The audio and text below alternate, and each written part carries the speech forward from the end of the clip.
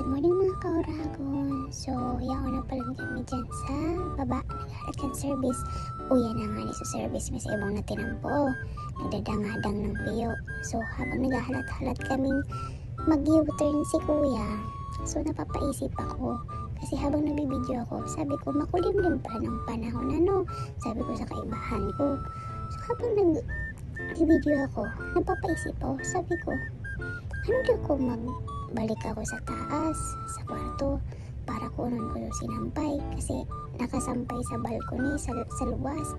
So inisip ko, baka di man mag-uran, makulimlim sa naman, taarog man sa nakay ni Perme ang panahon hindi sa Abu Dhabi, o man araw sa Pinas na pagwas na maliklom, yan na talaga ang uranon.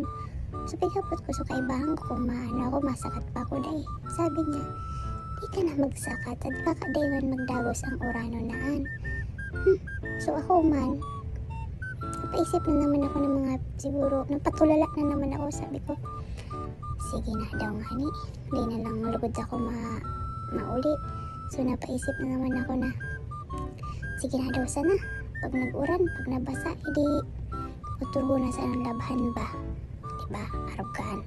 Kasi sayang man, syempre baka magbata, at mayo na nga ni init. So uya na nga ni, nagsiko na si kuya. So ayan na, pasig na kaming bus stop. Tamapundo na si kuya. O nainot na sa kaibahan ko, pinayaan na ako. Ayan na. So charan, masakay na kami. So bye mga ragon, have a good day. See you in my next video.